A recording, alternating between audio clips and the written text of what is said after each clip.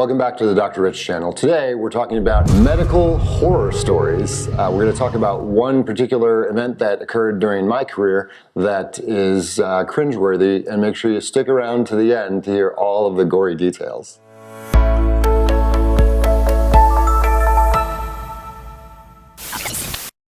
Hi, I'm Dr. Rich, board-certified urogynecologist and passionate advocate of women's healthcare issues. Thanks for joining us.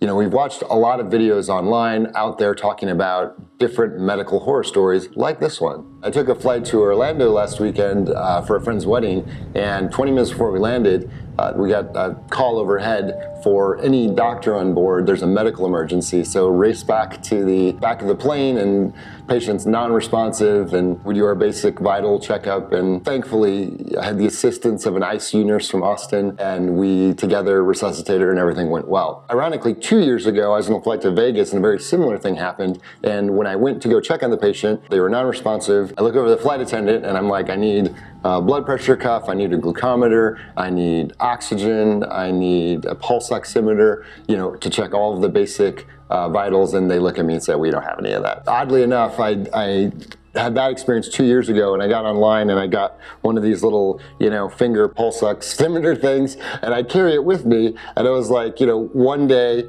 I may need that, and I have it on the plane, and lo and behold, you know, sure enough, had to use that on the flight to Orlando last weekend. But that's not why we brought you here today. We brought you here today for one of my surgical horror stories. So this is 1 week into practicing medicine, 1 week out of fellowship. I get a call from the ER. A patient had come in and they'd called general surgery because she had what's called an evisceration. What this means is that the guts that are supposed to be on the inside are now outside of your body. In this particular case, the reason that I, a urogynecologist, was called is because the patient had very poor nutrition, overall health, and had very weak, bad tissue. The tissue got worse and was bearing down, and she had prolapse, and her bowel blew out the top of her vagina, and 40 centimeters of her small bowel was hanging outside of her body through her legs. So very shocking stuff. The general surgeon, you know, looked at it and said, what am I gonna do? So he calls me in, and together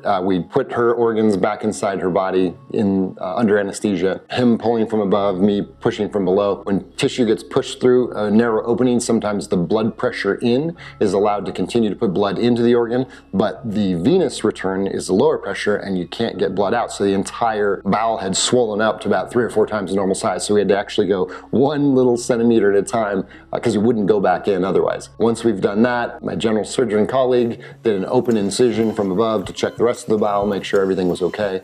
And then we stitched it up, closed it up. What we do as gynecologists and pelvic surgeons is we spend most of our time suspending organs that fall out of the body, the bladder, the vagina, the rectum. On a day-to-day basis, that's what we see.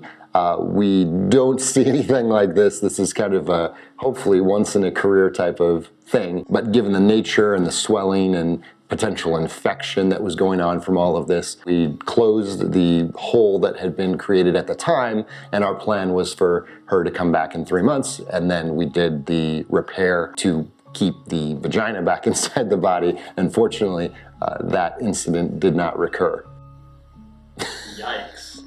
So during this COVID era, a lot of patients have deferred all of their care, all of their health care. There's things that they've needed to get done, and because it wasn't an absolute emergency like a heart attack or an appendicitis, they've just deferred their health care. They haven't gotten their routine care. So not that that would happen to you, the story that we just told, but you certainly don't want to defer. You want to get seen, anything that doesn't seem right. So if anything seems off, you should get it checked out. As my dad is fond of saying, bad news rarely improves with time. So if you enjoyed our first episode of Surgeon Horror Stories, subscribe and turn on your notifications so you can find our next video of things we found in people's butts.